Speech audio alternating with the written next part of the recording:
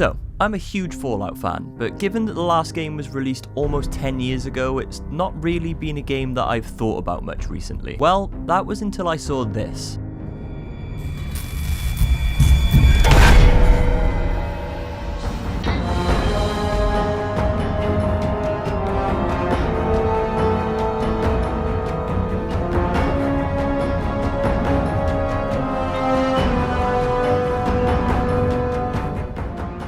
So yeah, I'm not going to mix my words up. The trailer for this mod looks fucking amazing. I've got a few highlights that I want to bring up and things that I want to mention in this video, but after I've gone through those, I'd love to hear from you guys in the comments down below. Have you seen this trailer? And if so, what are your thoughts on it? So with that being said, let's jump into the video and start with the first highlight. A world where every step shapes your legend, and where the landscape is as deadly as the tales you choose to tell. The game setting includes 15 boroughs of London to openly explore. So yeah, that's right, you heard it correctly. There are 15 areas in this upcoming mod. I don't know exactly how big each of the areas are. They do mention cells for each one. You know, someone let me know what those are in the comments down below, because I don't exactly know what the amount of cells correlates to. I don't really know what it means. The total area covered by our world is equivalent to the base game Commonwealth and Far Harbor DLC combined. Yeah, fair play to these people for doing this, because they're essentially bringing life to a game that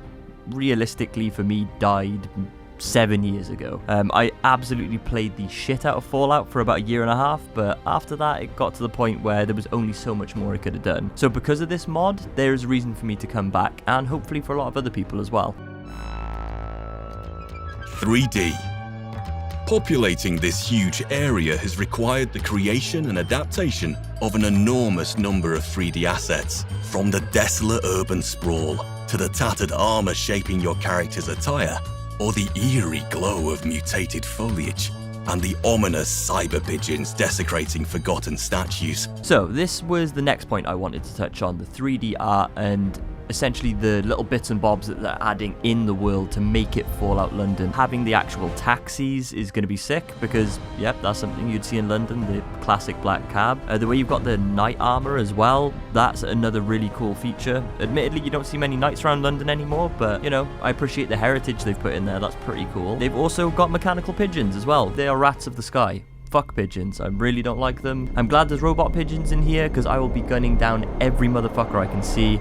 Yeah, so I love the fact that they're adding different bits and bobs into this game. You know, little details really do make a big difference. So yeah, another cool aspect I think of this mod is the fact that they've got their own 3D art that they've put into it. So yeah, that is very promising. We've elevated that legacy with our additions, including a revamped crafting system for ammo and tea, an overhauled perk and dialogue system, skill and perk checks in dialogue. So the addition of the way they've done perks in this, I really like. It brings me back to playing Fallout New Vegas, and honestly I prefer this to the way that Fallout 4 did it. Not only that, I love the fact that you've got the box with the full dialogue option on there, as where obviously on Fallout 4 it would very much be the 4 options and they kind of abbreviated what you were going to say, and sometimes you'd end up selecting an option and it didn't come out the way I thought it would have by reading it. So I'm a big fan of the fact that I'm able to fully read what I'm about to say to a character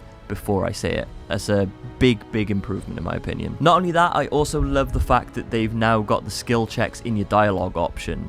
The fact that you know if you can or can't pass something before doing it.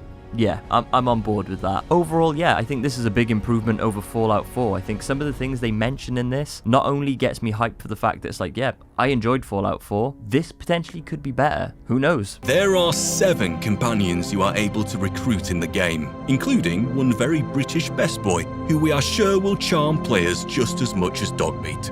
5 of the companions are more human-ish, and are fully voiced with detailed relationship levels. Shall we venture out again, matey? So yeah, again, I love the fact that you've also got companions on here. The fact that you've got 7 companions to meet, their own specific storylines and quests to go down as well, I think is incredible. I can't wait to see what they have to offer. I love the fact they put a British Bulldog in there, probably one of my favourite breeds of dog ever. I think they're disgustingly cute, kind of like myself. Did I say those words? So yeah, I love the fact that there's 7 companions to choose from. You can go down their quest lines, and I can't wait to see what they have in store for us, because they kind of only tickle the tip on this. What? They show you a couple of them, but they don't show you the whole shebang, which I kind of enjoy, and I'm really looking forward to getting to know the characters in Fallout London. Yeah, I've got high hopes if you can't already tell. Quests.